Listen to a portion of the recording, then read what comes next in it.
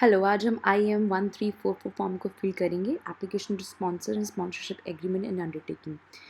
आप देखेंगे ये आपको कनाडा की स्पॉन्सर वेबसाइट के ऊपर ये फॉर्म मिलेगा। One of the main form है चेकलिस्ट के अंदर।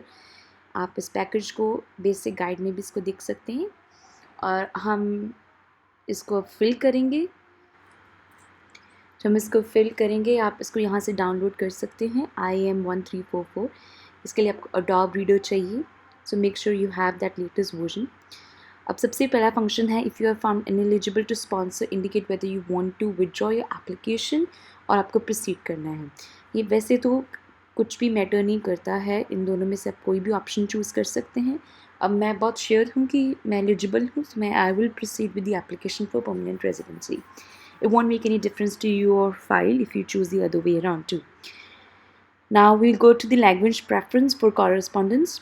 इंग्लिश हम चूज़ करेंगे। अगर आप फ्रेंच में फ्लुएंट हो तो आप फ्रेंच चूज़ कर सकते हैं, पर मोस्ट प्रॉब्ली अगर आप इंडियन एप्लीकेंट हो तो आप इंग्लिश ही प्रेफर करें।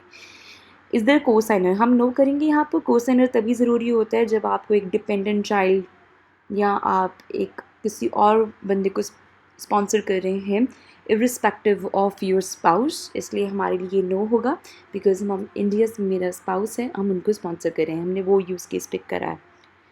ओके, आप यहाँ पे फैमिली नेम डालेंगे। इंडियन पासपोर्ट्स में यूजुअली गिवन नेम होता है, फैमिली नेम ज़्यादातर एम्प्टी होता है। अगर आपका नहीं है तो आप यहाँ पे N/A डाल सकते हैं, नॉट एप्लीकेबल। अगर है आपका सरनेम वहाँ पे तो आप प्लीज़ सरनेम वहाँ पे डालें और गिवन नेम में जो भी लिखा है पासपोर्ट में वो डालेंगे। हम यहाँ पे डमी डेटा लिया, जॉन स्ट्रीट डालेंगे और डेट ऑफ बर्थ। अब बताना है जो प्रिंसिपल एप्लीकेंट है वो आपका क्या है, तो हमारे स्पाउस हैं जो आउटसाइड ऑफ द कनाडा रह रहे हैं। अब हम स्पॉन्सर की पर्सनल डिटेल्स जाएंगे, जो बंदा कनाडा में रह रहा है अब उसकी डिटेल्स आएंगी। आप और भी ऑप्शंस चूज़ कर सकते हैं प्रिंसिपल एप्लीकेंट में आपके रिलेशनशिप के बारे में। अब यहाँ पे अगेन वही कंडीशन आती है, फैमिली नेम हम यहाँ पे कैरी एज एन पेरी, जो हम एक डमी डेटा पिक कर रहे हैं। Have you ever use any other name, nickname? Usually no होता है। अगर आपका है तो आपके पास एफिडेविट होना चाहिए स्टेटिंग कि आप तीनों नेम आपके ही हैं, अगर आपके दो निक नेम रहे हैं। आप जेंडर चूज़ करेंगे, डेट ऑफ बर्थ चूज़ करेंगे यहाँ पे जैसे भी आपके पासपोर्ट या ऑफिशियल डॉक्यूमेंट में मेंशन्ड है। प्लेस ऑफ बर्थ चूज़ करेंगे एंड कंट्री चूज़ करेंगे। नाउ स्पॉन्सर का स्टेटस इन कनाडा बहुत इंपॉर्टेंट है। अगर तो आपके पास सिटीजनशिप है तो आपको फिजिकली प्रेजेंट नहीं होना पड़ेगा कंट्री के अंदर फाइल लगाने के लिए, लेकिन अगर आप परमानेंट रेजिडेंट हैं तो आपको you have to be in the country. यहाँ पे आप अपने परमानेंट रेजिडेंट कार्ड के पीछे जो डेट दी है जब आपको कार्ड इशू हुआ था वो डेट डालेंगे अलॉन्ग विद द UCI। ये भी आपके front of the permanent resident के ऊपर आपका। अब ध्यान रखिए ये डेट है जो यहाँ पे हाइफन्स डालने हैं आपको खुद, अगर नहीं तो वैलिडेट नहीं होगा। Now you have to pick the UCI client number from the front of your permanent residence card.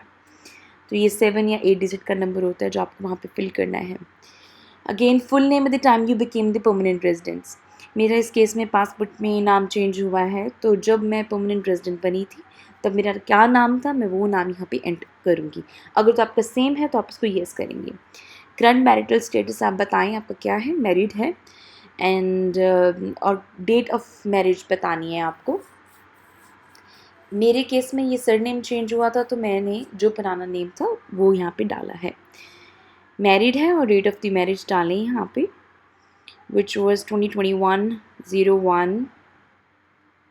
तो ये मैं लेटेस्ट फॉर्म फिल करी हूँ, जो भी अपडेटेड इस चीज़ फॉर्म में होंगे। वैसे तो ज़्यादा इसमें अपडेशन आई नहीं है पिछले 3-4 सालों में, सो again it's good to have the latest version.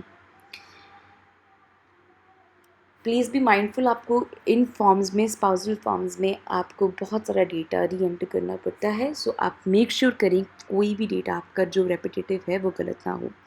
आप प्रीवियसली बीन मैरिड या कॉमन रिलेशनशिप या कर रहे हैं या तब येस वो चीज़ें डालेंगे, अगर नहीं है तो नो डालेंगे।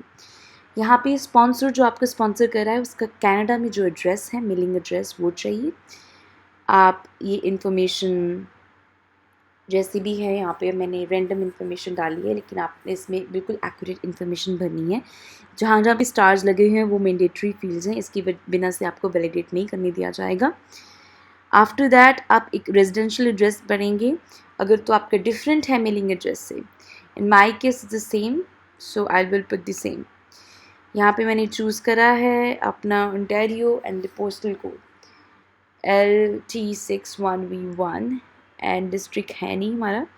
अगेन ये एक प्रॉपर वैलिडेशन है, प्रॉपर पोस्टल कोड. कुछ भी इसको ज़रूरी है आप कोशिश करें इसको कंप्यूटर पे ही फिल करें, तो इसमें बहुत कम एरर्स होंगे, क्योंकि आप कुछ भी गलत भरेंगे आपको बता देंगे ये. आपको ये टाइप चूज़ करना है, टेलीफोन का टाइप. ये सेलुलर है, रेजिडेंशियल है, कौन सा है. तो एक नंबर चूज़ करना है जो आपने प्राइमरी नंबर, कॉन्टैक्ट नंबर होना चाहिए. यूजुअली तो आपके ईमेल एड्रेस से या आपको एक मेल के थ्रू कनेक्ट करेंगे पहले, लेकिन फ़ोन नंबर भी होना बहुत ज़रूरी है. एंड ऑल्सो आपका करेक्ट ईमेल एड्रेस होना फाइल पे बहुत ज़रूरी है. ये पेपर एप्लीकेशन में कर रही हूँ, तो अगर आप पेपर एप्लीकेशन कर रहे हैं तो आपको एप्लीकेशन नंबर आपकी सबसे पहले आपकी ईमेल पे ही आएगा, फिर उसको आप ऑनलाइन सिस्टम के साथ कनेक्ट कर सकते हैं. Now, are you a Canadian citizen living exclusively outside Canada who can sponsor in the guide? तो मैं कनाडा के बाहर नहीं रह रही, तो यहाँ पे नो डालेंगे. अगर येस भी है तो भी आप एलिजिबल होते हो अगर आप सिटीज़न हैं. अब यहाँ की पहले 4 क्वेश्चंस का आंसर आपका येस होना चाहिए. अगर आपका आंसर येस नहीं है तो आप स्पॉन्सरशिप के लिए एलिजिबल नहीं है, तो आप इस फाइल को सबमिट ना करें. इसमें बेसिकली पूछा गया आपकी एज का, आप एक सिटीज़न होनी चाहिए या परमानेंट रेजिडेंट होनी चाहिए, आप एक फैमिली मेम्बर को स्पॉन्सर कर रहे हैं और आप कनाडा में ही रह रहे हैं या कि और नहीं रह रहे. अगेन मैं इसको फिर से रिपीट करूँगी, आप सिटीज़न, आपके पास पासपोर्ट है कनाडा का, तो आप अगर बाहर भी रह रहे हैं तो भी आप स्पॉन्सर कर सकते हैं. लेकिन अगर आपके पास PR कार्ड है तो आप नहीं कर सकते. अब ये क्वेश्चंस हैं सिंपली, जैसे आपको कनाडा लीव करने के लिए बोला कि आपके पास कोई केस है, आपको कोर्ट में बुलाया गया है, आपको कनाडा से बाहर निकालने के लिए बोला गया है, या आपके ऊपर कोई बैंक्रप्सी है, या यू बीन डिटेल in jail, prison or penitentiary or reformatory, are you in default of a court, are you been convicted of any sexual offense or serious violence. So ऐसी चीज़ें हैं. Have you been charged with an offense under the Act of the Parliament, punishable by the maximum terms of imprisonment of at least 10 years. So ऐसा कुछ भी है तो आपको yes भरना है. अगर आपको येस भर रहे हैं इन किसी भी क्वेश्चन का, तो आपको डिटेल एक्सप्लेनेशन देनी होगी. यहाँ पे सेक्शन बहुत थोड़ा सा दिया हुआ है एक्सप्लेनेशन देने का. तो अगर तो आप पेपर एप्लीकेशन कर रहे हैं, आप एक एडिशनल वाइट पेपर ऐड करके क्वेश्चन नंबर डाल के उसमें और ऐड कर सकते हैं. लेकिन अगर आप टाइप करेंगे तो होपफुली आपकी एक्सप्लेनेशन पूरी आ जाएगी. Now will take the undertaking. यहाँ पे इन्होंने बताया हुआ है कि आप सॉल्व कर रहे हैं कि आप ये जो भी स्पॉन्सर कर रहे हैं वो सही है, वैलिडेशन हमारी सक्सेसफुल होनी चाहिए. जैसे ही हम ओके करेंगे ये बारकोड पेज जनरेट करेगा. नाउ जो बारकोड पेज है उसको बिल्कुल अपने चेकलिस्ट के नीचे रखना है. बेसिकली ये बारकोड पेज आपका ऑफिसर जिसने भी आपकी फ़ाइल रिव्यू करनी है उसको स्कैन करके he will get the data and he will be able to see whatever you have written and on the screen. फिर आपको जो स्पॉन्सर कर रहे हैं वो और जो आपका स्पाउस है दोनों की सिग्नेचर ज़रूरी हैं. बारकोड ऐसा दिखता है एंड इसको अपने पूरी एप्लीकेशन को प्रिंट करके बारकोड वाला पेज चेकलिस्ट के नीचे रखना है and that's where it is. So आपने देखा प्रीटी सिंपल है, कुछ ज़्यादा डिफ़िकल्ट नहीं है फॉर्म को. तो कोशिश करें खुद भरें, इससे आपको खुद पता चलता है कि आपने क्या फाइलिंग में लगाया है and it helps you grow and enhance your knowledge as well. तो अगर कोई क्वेश्चन है प्लीज़ लीव दी कमेंट यहाँ पे. Thank you.